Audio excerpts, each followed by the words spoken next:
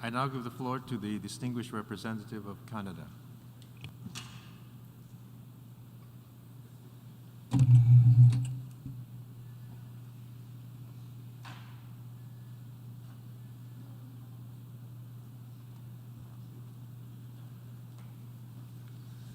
Merci beaucoup, Monsieur le Président. Thank you very much, President. Canada supports the statement made by the group of Friends of Responsibility to Protect. We would like to thank the Secretary General for his report, and I'd also like to thank Madame Dorito for her speech earlier. And we're very pleased to see that the report focuses on children and young people. The promotion and protection of the rights of children during conflicts and violence is a priority for Canada and has been so for many years.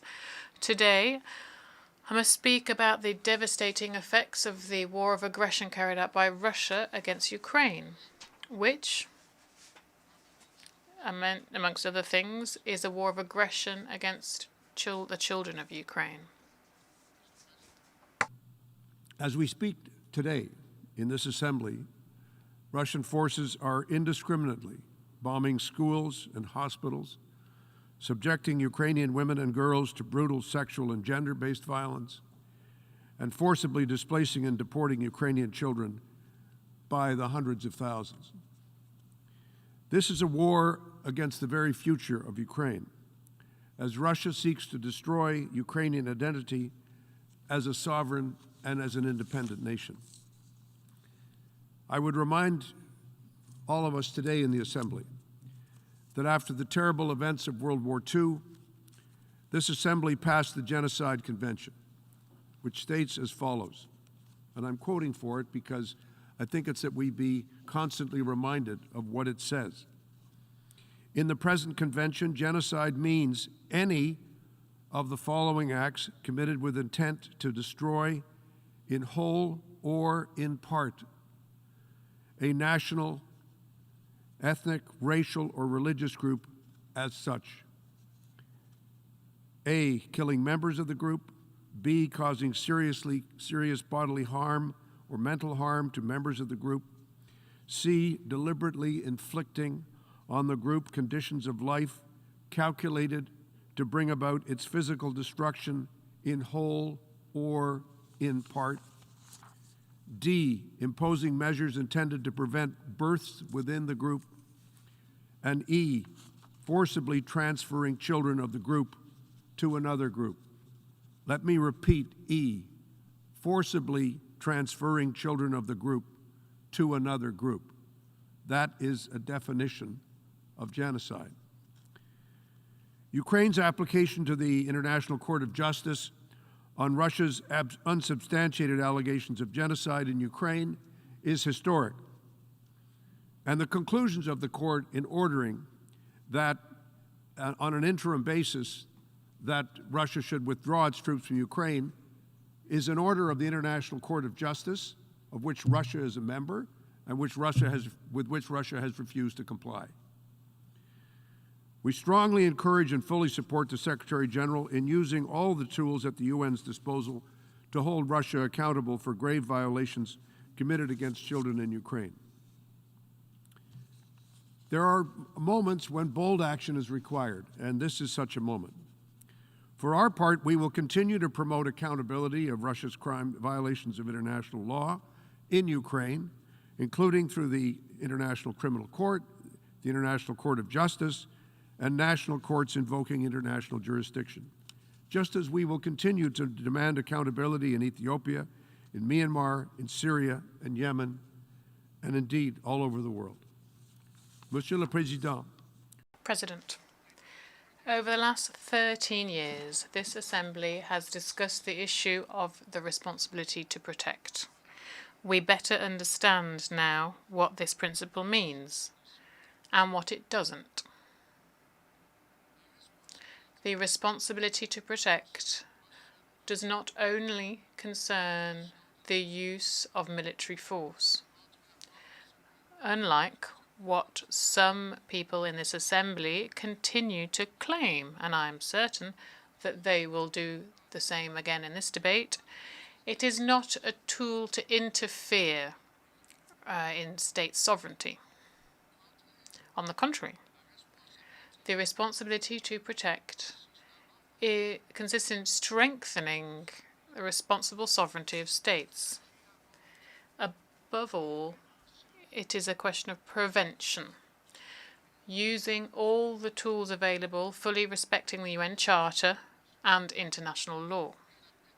And prevention of criminal atrocity crimes is everyone's business.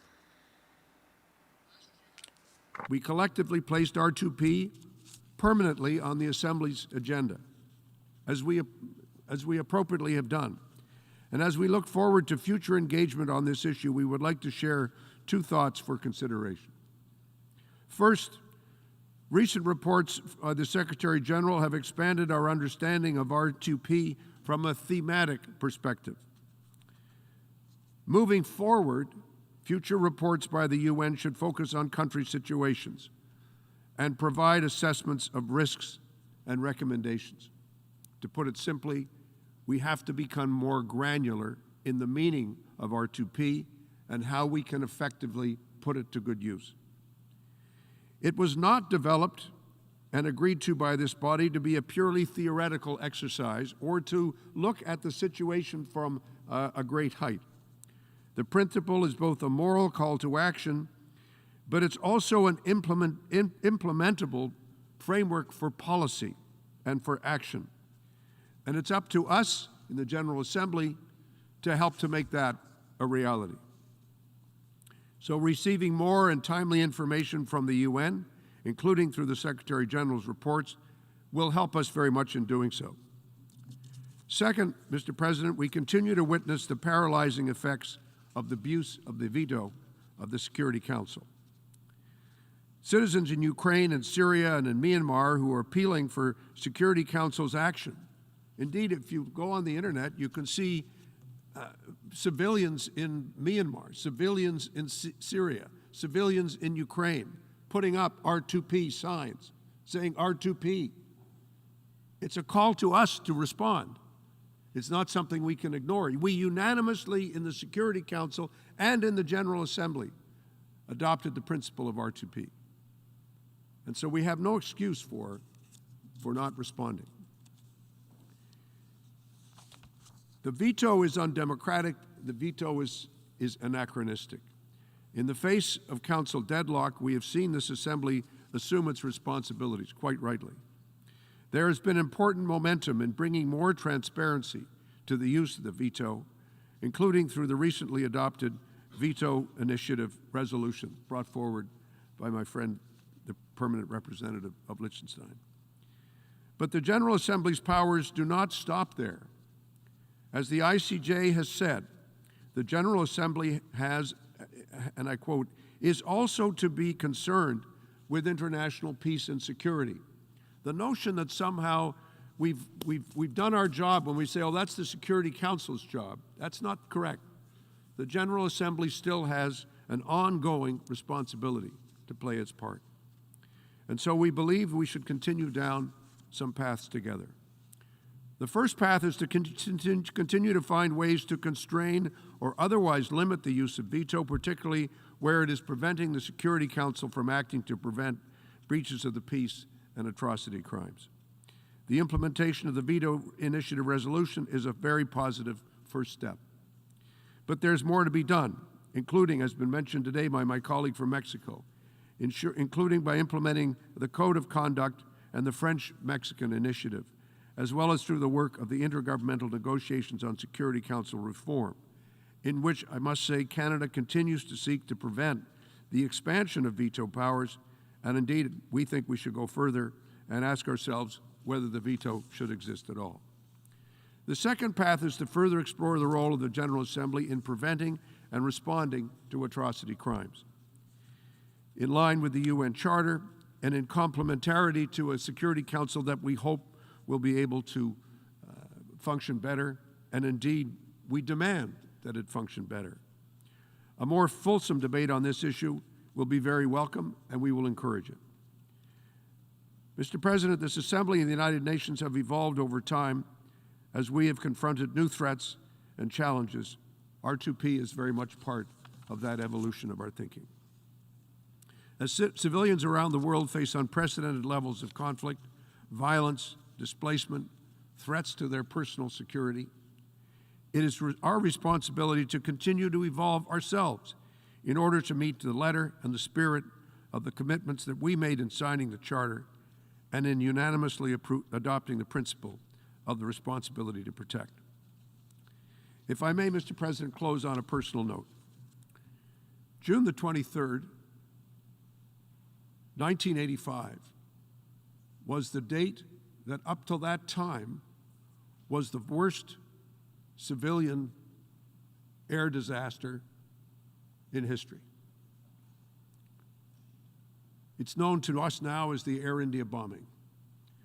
At the time that it occurred, we know that a bomb was placed on a plane in Vancouver, Canada, that it went right through the Canadian transport system to another flight going from Montreal, and that the plane blew up off the coast of Ireland. 20 years after that, I was asked personally by the Prime Minister of the day to do a review of what had happened. How had we failed? What had we done through our security systems, through our policing systems, through all of the information that we were unable to put into action? What had we done to protect, and how would we fail to protect? And so as I was coming up today, I said, it's June the 23rd. So when we talk about the responsibility to protect, Canada's not pointing a finger at anyone. We're pointing a finger at ourselves. The responsibility to protect civilians, to protect human life, to prevent them from attacks of whatever kind, of whatever nature, are absolutely fundamental to the responsibility of every state. And what we've tried to do in the responsibility to protect is to create an architecture that doesn't deny the responsibility of the state. It supplements it, it adds to it, and it then says we all have a responsibility to assist in protecting human life. And as we see what's going on today in the world, in Myanmar, in Syria, in Ukraine, we have to understand that so far, this architecture is not complete. We've started to build it, but we have not succeeded in implementing it. And that remains the challenge of our time and something to which we must all commit ourselves. Thank you very much, Mr. President. I thank the distinguished representative of Canada.